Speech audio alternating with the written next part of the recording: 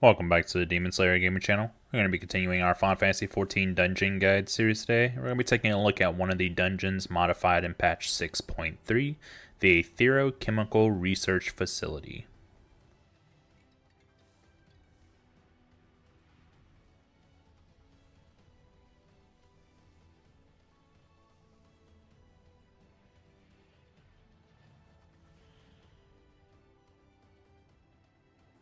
For the rework, the trash pools are going to be exactly the same.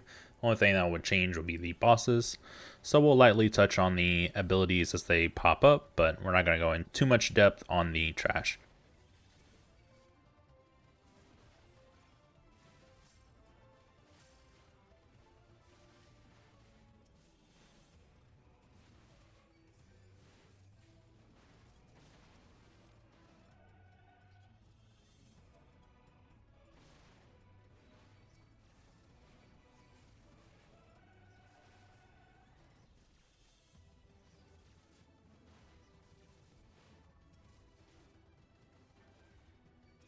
Once you reach the group with the Iron Giant, he can do a large cone AoE, so you'll just want to move out of this.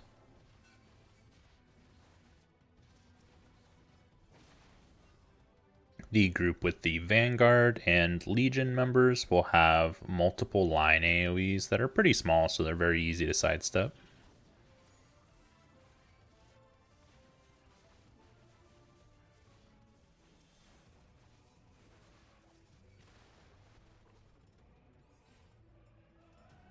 For the first boss, shortly into the fight, he'll select one party member and he will stun them.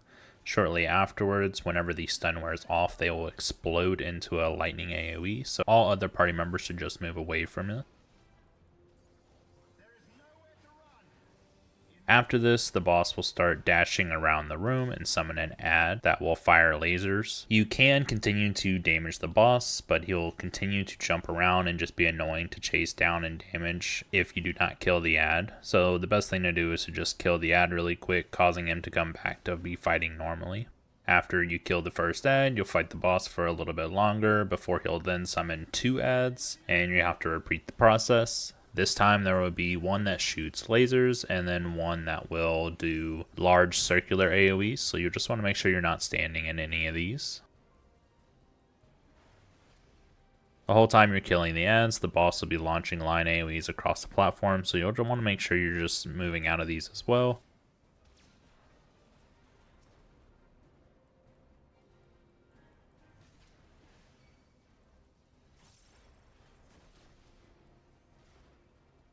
After the second set of ads is dead, then he'll go to the center of the platform and do a large cone AoE. You'll just want to get behind him at this time.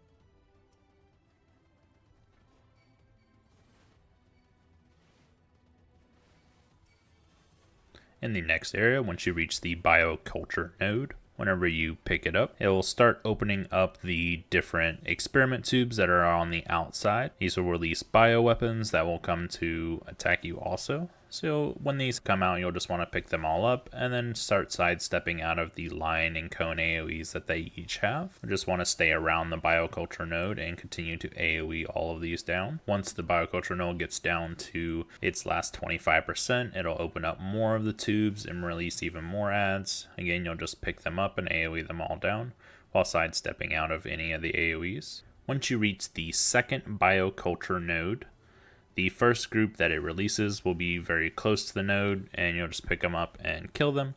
The second ones will come from all the way across the platform, so it will take the ads a bit of time to actually reach you. This one will contain a Chimera.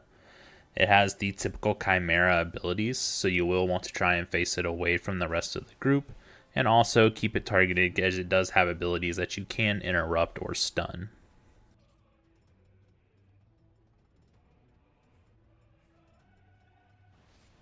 For the second boss, this one will switch in between multiple phases. For us, we got the Cobra phase first. This time he'll apply a damage up to himself and then does large attacks on the tank, so this will just require a little bit of extra healing.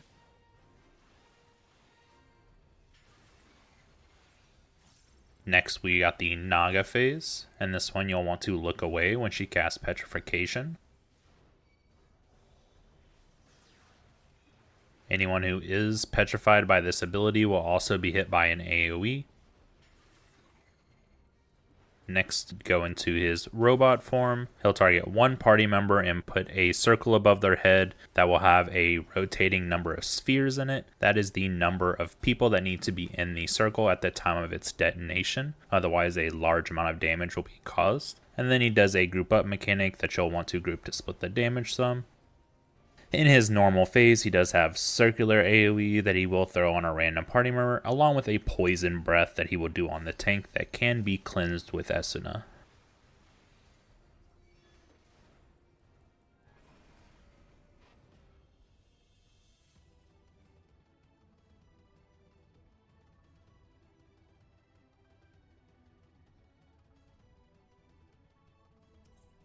Proceeding into the next area, when you are on the platform heading down, there will be a dreadnought that spawns along with 2 drones. The drones will continuously launch line AoEs, while the dreadnought can do a large circular AoE and a big cone AoE. So you'll want to pick up the dreadnought and face him away from the rest of the group. The drones do not do auto attacks, so it's very easy to avoid any of their damage, so you don't really need to pick up aggro on them.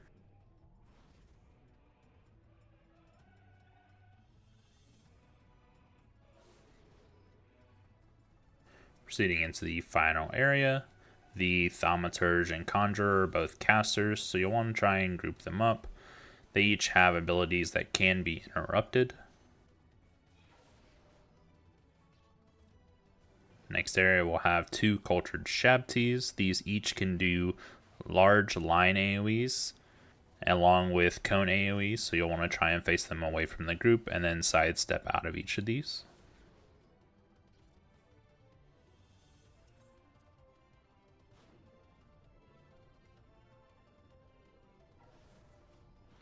For the next group, there will be 2 Thaumaturges and 1 Conjurer. And as you kill these, then the test tubes will also open up, revealing 3 Shabtis as well.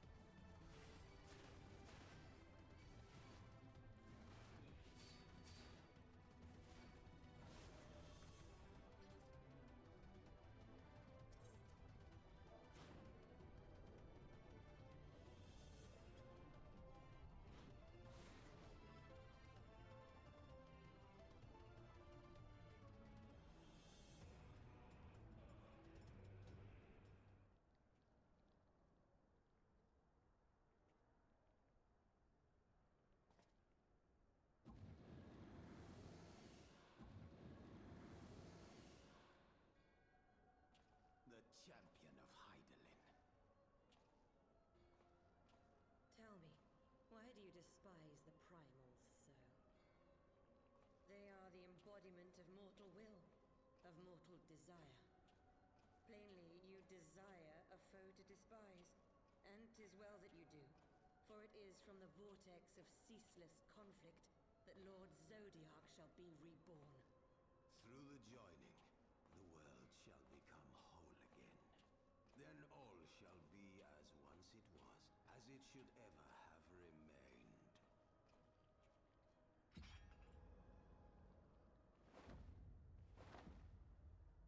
For the glory of Lord Zodiark. Your meddling ends here and now, warrior of light. Now, the final boss in here is going to be where you'll see the biggest changes in the dungeon. Whenever you pick them up, you'll need to be tanking both of the bosses. As the fight progresses, they will each cast their own abilities. Starting off, one of them will cast Shadow Flare. This will cause party-wide damage that you'll just have to heal through. Then the other one will cast Fire Sphere. This will cause multiple fire orbs to spawn on the platform. After a short delay, they will explode in a circular AoE, so you'll want to make sure you're standing in between these. The boss's health pools are not shared, so you will have to focus each of them down, and they do not disappear if you were to kill one, so it doesn't matter which one you focus on first. When one of them teleports into the middle and casts Grip of Night, you'll just want to move out of this AoE, so it'll be a very large cone AoE across the platform. You'll have Fire Sphere again. This time the orbs will link to each other, meaning that they're going to move towards each other. These will also cause them to grow in size once they reach each other, so you'll want to get in between them and as far to the sides as possible so you're not close to the tether. Circle of Ice is going to do a donut AoE underneath each of them, so you'll want to get underneath the blue spheres.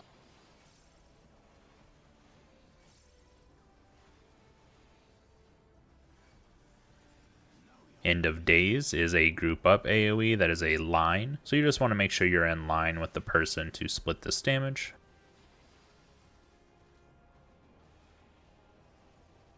You'll then have another Circle of Ice. This time one of them will be tethered together. That one will expand, causing the AoE from it to encompass the other two circles. So you'll want to make sure that you're getting underneath the one that's going to be pulled together.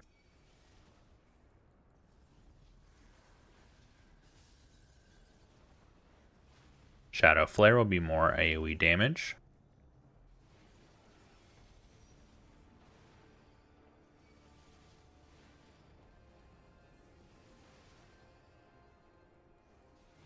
I'll then recast Fire Sphere, causing the orbs to start to move together and then expand to explode.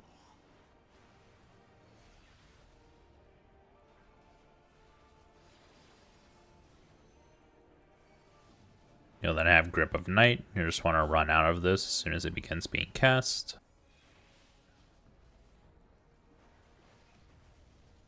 Another Shadow Flare for more AoE damage.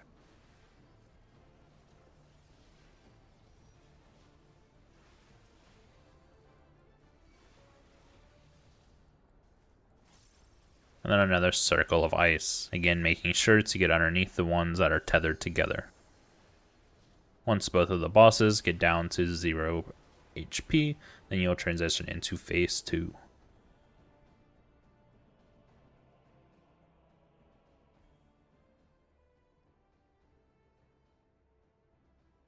Such strength, it defies all reason.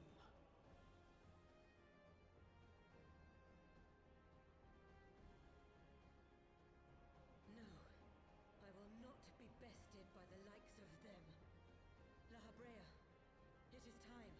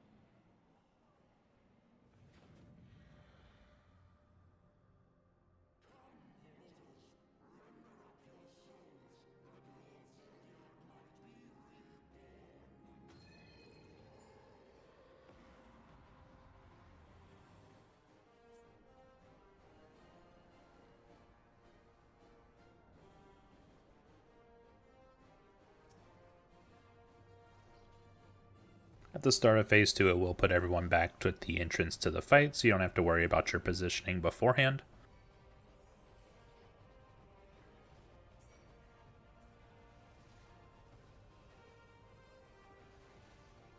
Shadow Flare is still going to just do party-wide damage that you'll need to heal through.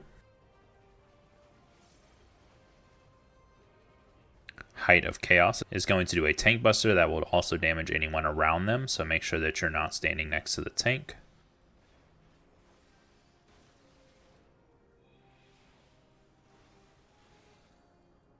Dual Star is going to summon both fire and ice orbs. You'll need to see which ones have a tether that is shorter, as those will reach each other first, and then you'll need to reposition after the first one to avoid the secondary explosion. So we had fire first, so we went out and then into the middle to get underneath the ice donut.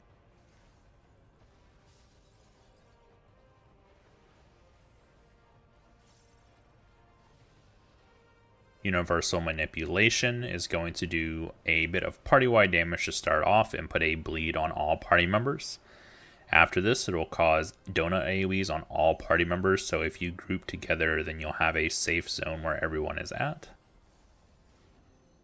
You'll then want to spread out, as everyone will have a circular AoE around them.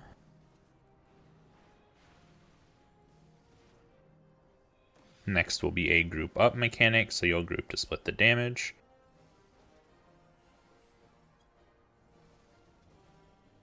After this, each party member will receive a chain on them. You'll need to run away from the person you are chained to break it. The longer you are chained together, the more damage you will take. And then do another group up mechanic, so you'll have to group in a line to split this damage.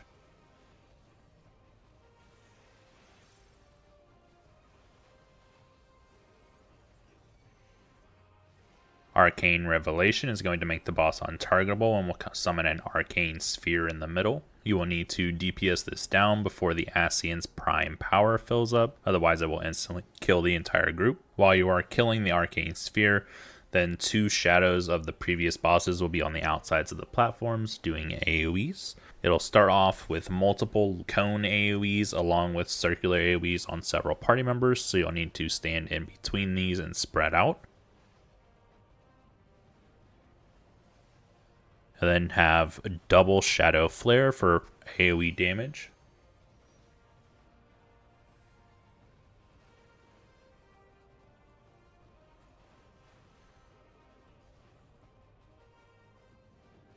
Next will be several line AoEs throughout the platform that you'll just need to stand between them, while also having several circular AoEs that you'll want to spread out to avoid overlapping. Once you destroy the sphere, then the boss will cast Annihilation, doing a large bit of damage to the entire group. At this time, the fight will start to repeat itself.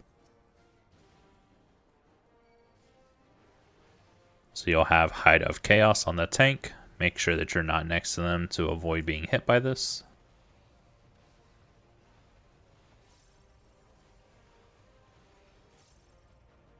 He'll then cast another Dual Star. Again, check which one's tether is closer together. This time we had the ice first. So we move into the middle to avoid the donut AoE and then immediately run out to avoid the fire.